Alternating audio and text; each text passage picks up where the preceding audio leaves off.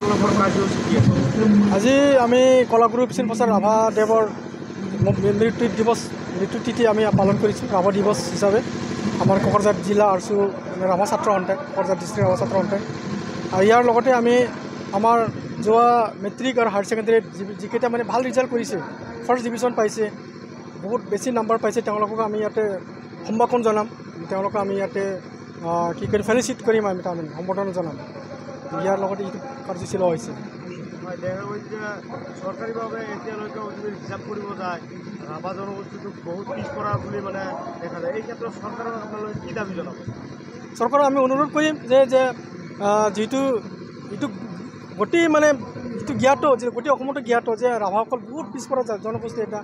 আৰু আমি কোকৰাঝাৰত বিশেষকৈ কোকৰাঝাৰ জিলা ইয়াৰ আমি কোচ ৰাভা বুলি নিজকে পৰিচয় দিওঁ এই কোচ ৰাভাবিলাক আৰু বেছি পিছপৰা আমাৰ ৰাভা সমাজত যিটো তেওঁলোকৰ নিজস্ব এটা স্বশাসন এটা পালে তাতে অলপ তেওঁলোকে মানে কি কৰি আছে আৰু আমাৰ কোকৰাঝাৰ জিলাতো আমি অত্যন্ত পিছপৰা আপোনালোকে চাওক আমাৰ ৰাভা যিবিলাক গাঁও আছে কোচা ৰাভা গাঁও আছে চব সকলো মানে পিছপৰা বহুত ভিতৰত গাঁও গতিকে ইয়াত শিক্ষা দীক্ষাটো নাই আমাৰ চিকিৎসা তাত কোনো ৰাভা গাঁৱতে এনেকুৱা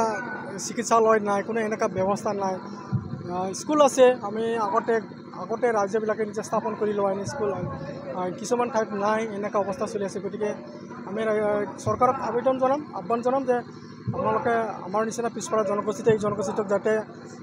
আন জনগোষ্ঠীৰ দৰে আমি উঠি আহিব পাৰোঁ তাৰ কাৰণে আপোনালোকে সহায় কৰক আমিও আপোনালোকক সহযোগ কৰি আছোঁ যিটো গতিকে আমি এইটোও অনুৰোধ কৰিম যে ৰাভা জাতিসকলক উন্নতিৰ কাৰণে আপোনালোকে চাওক অলপ চকু দিয়ক নজৰ দিয়ক আমাৰ অৱস্থাটো আপোনালোকে বুজক বিষ্ণু প্ৰসাদ ৰাভা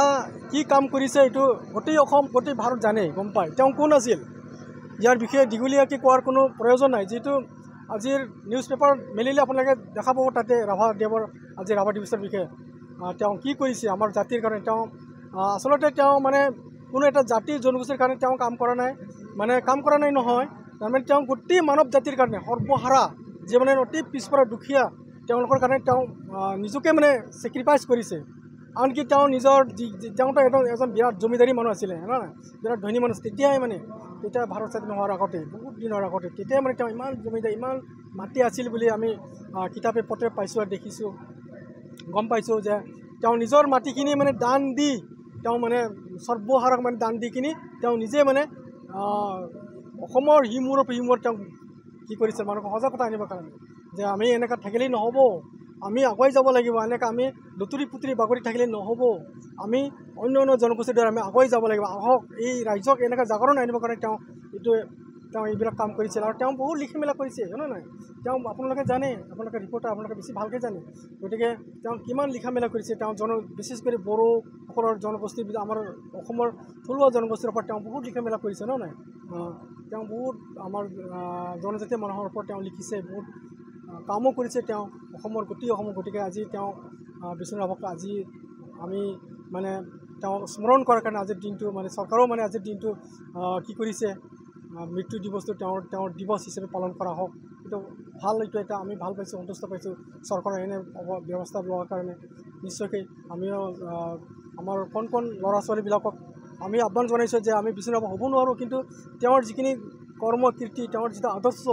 এইবিলাক লৈ আমি অনুপ্ৰাণিত হৈ যাতে আমিও সৰু সুৰা মানে মানৱ জাতিৰ কাৰণে সমাজৰ কাৰণে আমি যি কৰিব পাৰোঁ আমি এইটো চেষ্টা কৰিব লাগে আমি তাকেই তেওঁলোকক পৰামৰ্শ কৰিম উঠি অহা ল'ৰাবিলাকক যে আমাৰ যাতে অসমটো সুন্দৰ অসম হয় আমাৰ বড়োলেণ্ডটো যাতে শান্তি এটা ভাল হয় ভাল এটা বড়োলেণ্ড হয় ইয়াৰ গোটেই জাতি জনগোষ্ঠী আমি যদি মিলিজুলি থাকিব পাৰোঁ আমাৰ